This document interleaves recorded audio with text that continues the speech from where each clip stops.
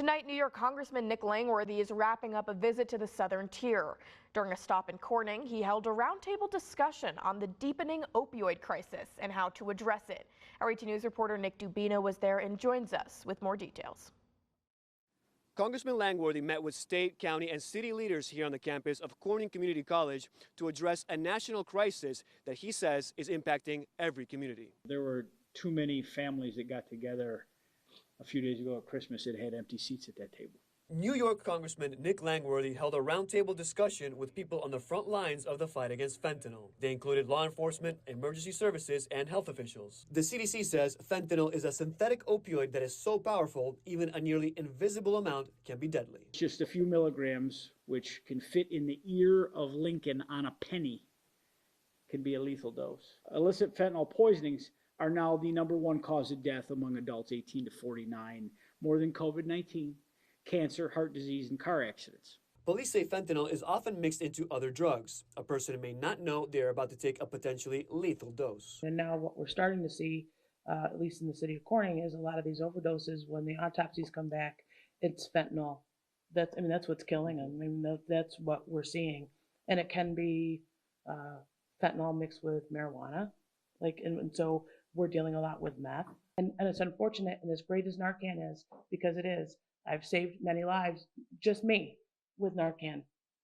But the problem with fentanyl is that it's happening so quickly that we're not getting there for the Narcan as much as we are getting there for the unattended death. We in law enforcement here in New York, as you know, we get the double whammy from fentanyl.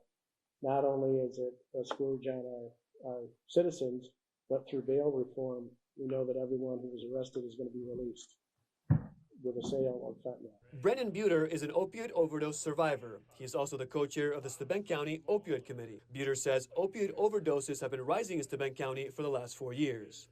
This year, he says there have been 344 reported overdoses with 14 fatalities. We're seeing an increase in addiction with a decrease in treatment. Some of us are still looking at it as a moral deficiency, right? And addiction is not that. Addiction is a bigger issue. It's a combination of mental health and people trying to avoid the feeling situations, right? Because I'm sure a lot of people that have that view of addiction, right, that it's a moral deficiency, that it's a choice, right? Very much, I agree in the beginning, it's a choice first, right? But how many of us experimented when we were younger, right? And that addiction's bigger than that. We need to start looking at it in that way. Changing that stigma has to happen along with all the other things, because if you don't change the stigma, people are going, oh, they're an addict. No one wakes up in the morning to be an addict. Right? Isn't that what they say? No one wakes up in the morning to be an addict. It happens, and we've got to be able to take care of them. Congressman Langworthy says most of the illegal fentanyl flowing into the U.S. is made in China. It's then shipped to Mexico and smuggled across the border by drug cartels.